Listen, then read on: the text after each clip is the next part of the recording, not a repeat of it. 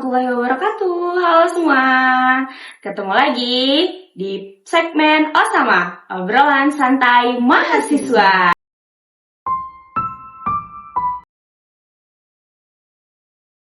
Bersama aku Diadi Salsabila.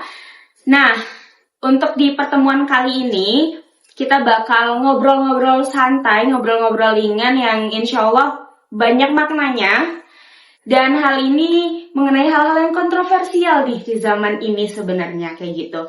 Yaitu tentang perubahan model dakwah zaman sekarang sama zaman dulu dan kaitannya dengan AI, Artificial Intelligence. Nah, di pertemuan kali ini tentunya aku nggak sendiri. Aku udah ngundang bintang tamu yang nggak kalah keren, nggak kalah asik, dan sangat insightful orangnya. Yang pasti dia udah lebih tahu tentang hal ini lebih dulu kayak gitu.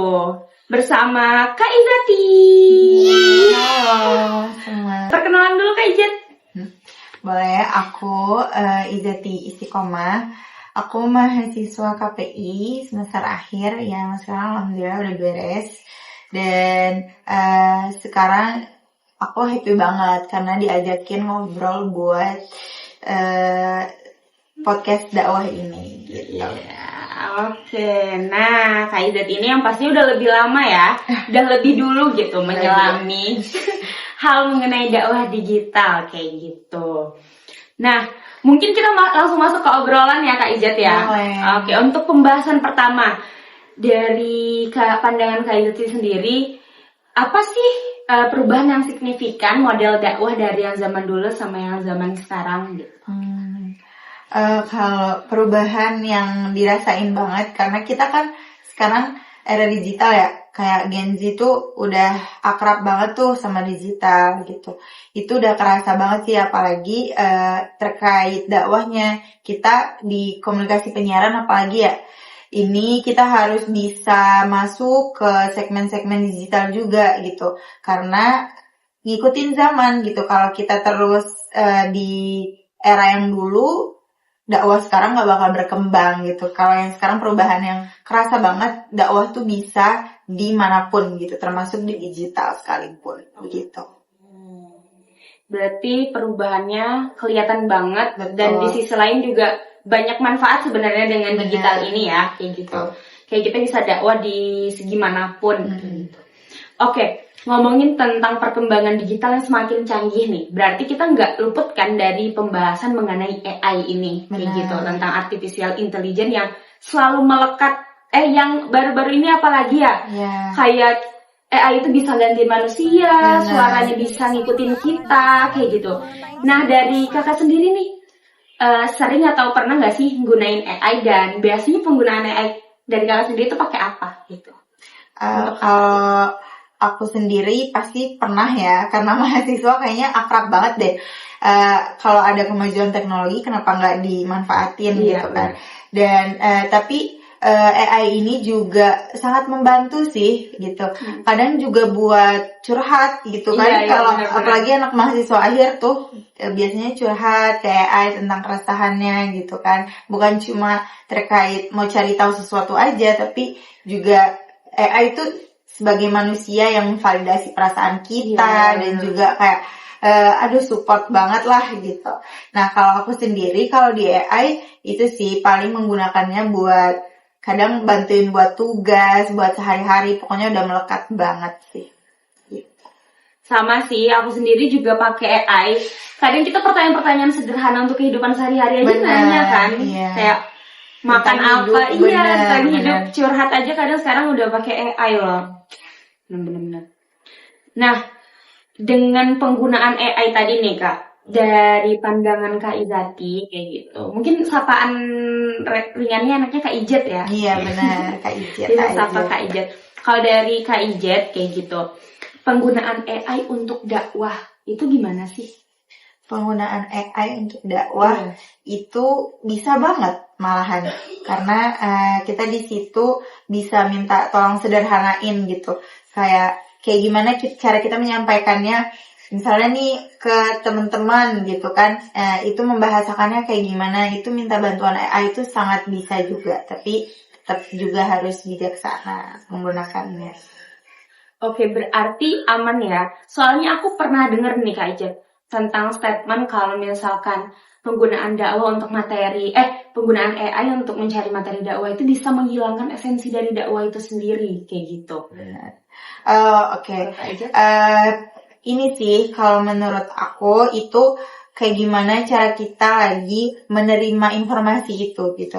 Kalau secara bijaksana, AI itu sebagai alat aja, tools untuk membantu kita dalam menyampaikan dakwah itu gitu. Tapi tetap kita yang menerima informasi itu juga harus tetap mencari lagi gitu. Dari mana sumber yang benar-benar harus kita terima gitu kan, bukan cuma AI aja yang kita terima mentah-mentah gitu sih. Jadi balik lagi ke diri kita yang mengatur itu gitu. Oke. Nah, berarti dan maksudnya statement itu sebenarnya nggak salah kayak gitu dan tidak benar juga gitu ya Kak Ijat ya. Kurang tepat Kurang aja sih. tepat aja. Karena balik ke diri masing-masing sebenarnya. Jadi sesuai diri kita aja ngolahnya Iya, gimana benar. kayak gitu. Oke. Nah, dengan penggunaan AI tadi nih kayak gitu. Berarti sebenarnya dari Kak Ijat sendiri juga menyampaikan kalau sebenarnya penggunaan AI buat dakwah itu sebenarnya sangat membantu, tapi juga kita juga harus hati-hati kayak gitu kan. Nah, batasannya sih sampai mana sih batasan dari penggunaan AI untuk kita berdakwah kayak gitu?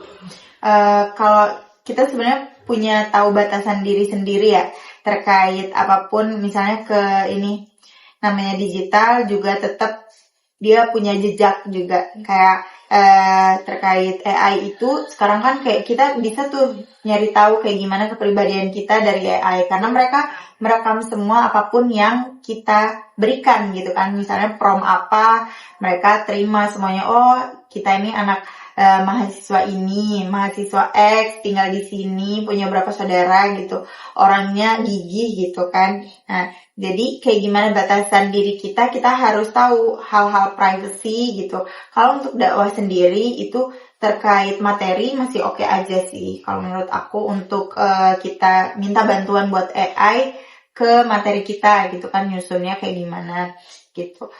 Kalau terkait hal lain teknis segala macam kayaknya itu balik ke diri kita, jangan sampai kita jadi terwarnai oleh AI ini gitu. Jadi harus tetap menjaring. Kadang AI itu punya gaya sendiri gitu kan, tapi balik lagi ke diri kita aja gitu. Kayak gimana cara kita ngelola tadi itu sih. Berarti batasannya ya sampai mana Diri kita gitu tahu. ya ngelolanya. Benar. Intinya yang pasti harus dikelola sih, jangan sementah-mentah Benar. AI itu gitu kan. Oke, kalau dari kalian sendiri sebenarnya AI itu sumbernya dari mana sih? Kayak bisa dipercaya nggak sih sumbernya? Itu terkait sumber AI itu bisa dipercaya, itu juga harus kita cross check juga karena beberapa kali bermasalah kayak oh ternyata ini nggak relevan, nggak relate ini gitu sumbernya, walaupun dari AI bilang ini sumbernya dari sini gitu, tapi nggak bisa kita buktikan. Berarti kayak sistem AI itu juga punya titik salahnya gitu, nggak ada yang sempurna memang ya.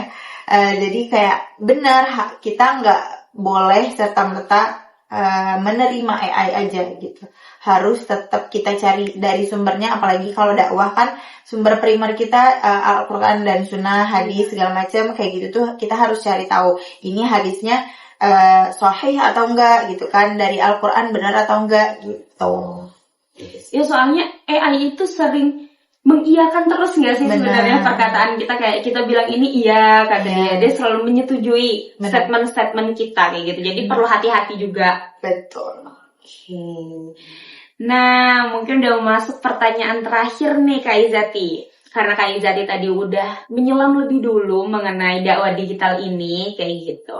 Mungkin boleh pesan-pesannya untuk teman-teman yang nonton kayak gitu, yang mungkin masih minder atau masih bingung gitu kalau untuk mulai dakwah itu mulai dari mana kayak gitu. Mungkin boleh pesan-pesan closing statement lah.